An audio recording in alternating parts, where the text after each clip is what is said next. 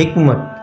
ایک شخص حکیم لقمان کے پاس گیا اور پوچھا، اس دنیا میں کون سی ایسی چیز ہے جو انسان کے پاس ہونی چاہیے جس سے بندے کی زندگی آسانی سے گزرے؟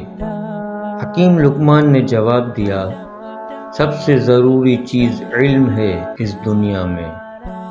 اب اس بندے کے پاس علم نہیں تھا۔ وہ بولا، اگر علم نہ ہو تو؟ حکیم صاحب بولے، اگر علم نہ ہو تو پھر اس دنیا میں رہنے کے لیے ہنر کا ہونا ضروری ہے۔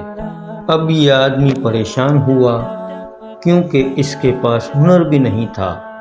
وہ بولا، اگر ہنر بھی نہ ہو تو؟